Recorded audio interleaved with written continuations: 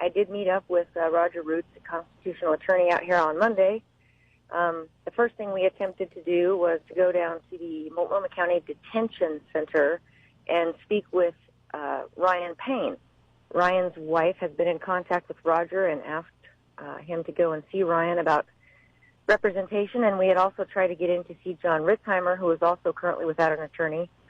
And the detention center refused to allow Roger in, stating they had some kind of a policy that an attorney had to be barred in one of the 3 coastal states.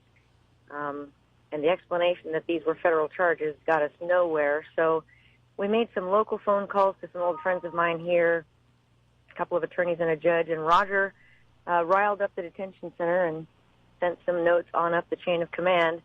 And having, not being able to do anything else here in Portland, we actually got in a car and drove over through John Day, Oregon, which is where they were headed when they were arrested, down the highway to Burns, Oregon. We did go past the site of the shooting. I can tell you it's turned from a crime scene to something of a monument, and there seem to be people there pretty much throughout the day, all day. But we did learn some very interesting things in Burns. We came back to Oregon through Bend, Oregon. The truck that was involved in the shooting, Lavoie's truck, was towed 142 miles away from Burns over to Bend, Oregon, to the state police impound yard, and it is still there, but it is wrapped up in tarps, so no one can see it. And we did learn some pretty disturbing things in Burns. Right now, the FBI has the road to the wildlife refuge blocked off in a couple of places. We attempted to get past the first, and it was a little bit of a tense scene. We were sitting next to an Oregonian photographer who seemed to be camped out on the area, and a couple of vehicles went through an MRAP and a pickup of some type, and we got out and asked them why we couldn't go through the road and what was happening. Of course, didn't get a word from them. So next thing we know, here comes about 6 or 7 armed Suburbans, fully armored Suburbans, come up, high rate of speed, hit the brakes. One of the men got out to move the cones, and I said, why can't we go down this road? He said, well, the road's closed. I said, well, under whose authority? It's not snowing or anything. He said, well, if you go past this, you're going to get arrested. The Oregon State Police and the governor have closed the road. And I said, well, why? And he said, because the wildlife refuge, ma'am, is under siege. And he's getting a little loud, and so I started to get a little loud. And I said, under siege by who? I said, I'll walk in and out. I have no problem with that. And he said, I'm telling you, if you walk across this line, you're going to get arrested. And I said, so it's under siege by you guys, not anybody else. And he said, I'm just telling you, if you walk across the line, I'm going to arrest you. And, okay, they closed the roads. They don't want us in. And if that was a normal FBI guy, it would be irritating. But the problem with this is these weren't normal FBI guys. These guys were in full fatigues, full body armor, armed to the teeth, and there were, 6 or 8 of them in each Suburban, and there were 6 or 7 Suburbans. There's 4 people in there.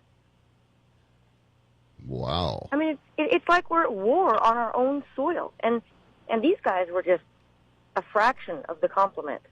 That was just, we asked the Oregonian reporter, we said, hey, should we call somebody? Are they going to get those guys? And she said, oh, no, that's just shift change.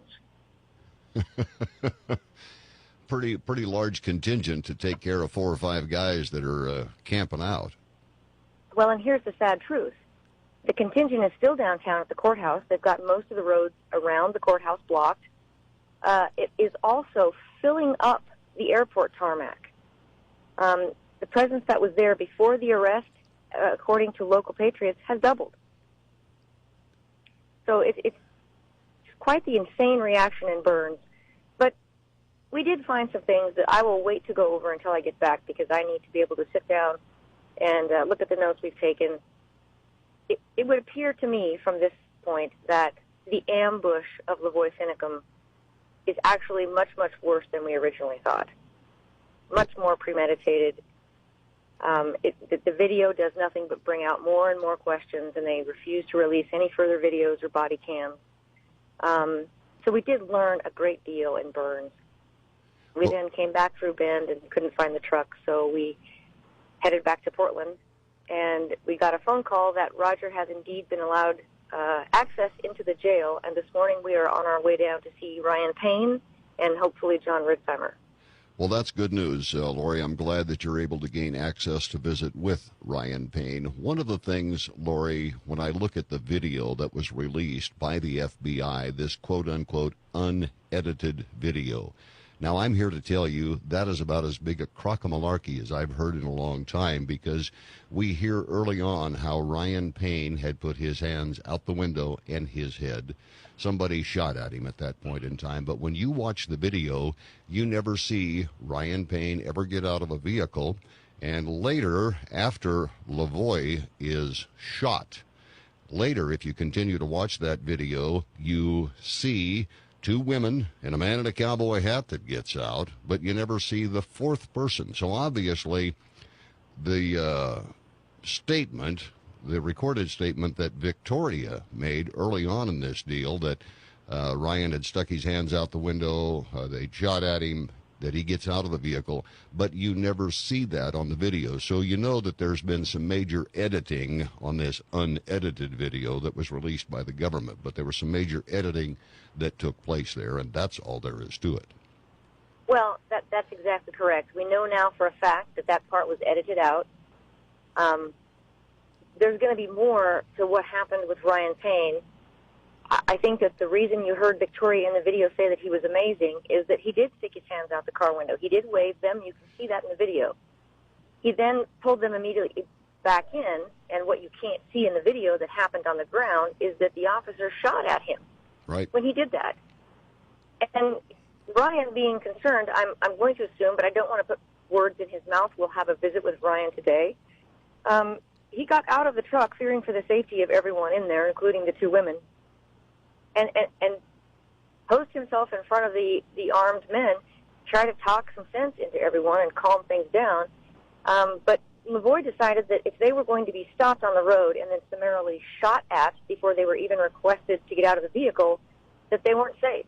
And boy, did he end up being right. There are also several other pieces of the video that we now know are missing. So the FBI's claim that this is an unedited video are completely debunked at this point. The problem here is, Jim, as everyone listening knows, we're a little radio station from central Nebraska, central western Nebraska. We seem to be the only ones out here with any curiosity as to what actually happened. I can tell you, I'm just going to go out on a limb here, so if I don't get home, somebody please bail me out. But I not only think this was an ambush, I think that a person could maybe make a stretch at this point and possibly find proof later that this was just a premeditated outright murder. You can't lure somebody into a box canyon where they have no way out and then start firing upon them and expect any human being not to defend himself. Well, and that's absolutely right, Lory. And I know that you have additional information that you and Roger found at the site of where this shooting took place. I don't know that you're at a position you want to divulge that just at this point in time, but I know that you have some proof that there truly was, that it was more than just a stop. There was an ambush. I mean, the table was set. That's all there is to it. And you've got some information, I know, at some point that you want to share with the listeners there. You know, I will share that with you when I have left the People's Republic of Oregon and am firmly back on terra firma in good old Nebraska. Right. I understand. Well, Lory, I want to thank you very kindly for calling in here this morning. Now, I know that you have a meeting coming up here very shortly. Roger has a meeting coming up with Ryan Payne. Now, that's in Portland, right? That is in Portland at the detention center. And really quickly before we go, Jim, I want to share with you maybe the most important thing of the morning. Okay. They are obviously planning an ambush at that Malheur Wildlife Refuge Center. I think at this point those people's chances of coming out of there alive are about 1 in 1,000. Those FBI agents yesterday would just as soon have shot us as spoke to us. I mean, the hatred was palpable in the air with those men. I was challenging them, standing out there unarmed, and as you know, I don't look very formidable, and they would have just as soon swept us aside as even looked at us. And we have one last chance. Pacific Patriot Networks and several of the other groups in Oregon and Washington are planning on a march on Saturday morning. And we need anyone and everyone who can possibly get here to go in there as a force and a front and make sure that those people walk out of there in one. If the justice system believes it needs to deal with them at that point, I guess so be it. So when you tell me there's a march being planned, you're telling me there's a march into the refuge to where these people are to help bring them out safely. Is that correct? In Oregon, plan to have enough people to march down that road, and we hope to have enough people and enough cameras to get in and get out unaccosted. Well, we'll hope that there are some of the major media boys there with their cameras running, because if you're going to march 100 people in there, 100 or more people in there to march these other people out, we'll hope that the feds don't open fire on everyone there. And you can't trust them anymore. You must be safe. No, I absolutely believe that not only can we not trust them to do the right thing, I think we should just assume that they're going to do the wrong thing at almost every turn. From what I've seen, and everyone who has listened to me in the past knows I already have very little faith in our federal government. From what I've seen, we have no reason to have any. We are truly now subjects. We truly now live in Venezuela or the North Korean Republic or anywhere else you can imagine, that if you speak out against the government, you will face repercussions, and that could mean giving up your life, as Lory Finicum did. It's a sad situation that is going on in this country, and I'm afraid it's been going on for years, and the majority of us, I feel, have been asleep. But little by little, Americans are beginning to wake up, and I just hope there's enough Americans left to actually wake up and accomplish something. Lory, I'd also want to let you know and let the listeners know, I did have a visit last night with Brianna Bundy. And at this point in time, I really am hesitant to make a telephone call to Lory Finicum's wife. I would like to have a copy of the autopsy. Brianna tells us that she will get us one. We have heard all kinds of reports that Lory was shot 3 times. We've had reports he was shot 6 times. We've had reports that he was shot 9 times. Now, obviously, the autopsy report will help shed a tremendous amount of light upon that. And there's also some thought out there that the particular firearm that the feds are saying was found on Lory was actually a stolen firearm out of the Portland area over a year ago when somebody ran the serial numbers. Now, whether that is just, whether that is true or not, we have no idea. But little by little, additional information is coming out, and I think all of us are quite disappointed that the feds, the Oregon State Patrol, all of the law enforcement officers involved, quite distraught that they're not releasing the body cam video because the proof would be in the pudding, so to speak. Jim, I believe it will never come out, because that will cause that I think that might be the precursor to a serious stand against the government. And the rumors about the planted gun unfortunately connect to issues with the wildlife refuge that put those people's lives at risk. And I'm not going to mention that right now because I don't want to escalate anything that's going to happen out there. I'm just asking people if they can make the drive to Burns, Oregon. We may have one last chance, honestly, in this country to make a stand. Otherwise, there's a half a good chance that the people in the jail right now will rot there under terrorism charges if the government gets tired of being poked at. Roger is going to do everything he can, but as you know, they're now in the hands of the justice system.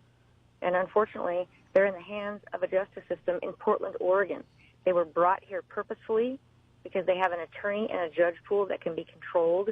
We were told this last night by a retired judge from Portland, Oregon. So, we are definitely the underdog here, but we do have an opportunity to at least stand and say you will not murder any more people and get the 4 people who are in there out, and then try and pick up the pieces and figure out where we go from here. But sure, it's not a good situation. It's definitely just not a good situation.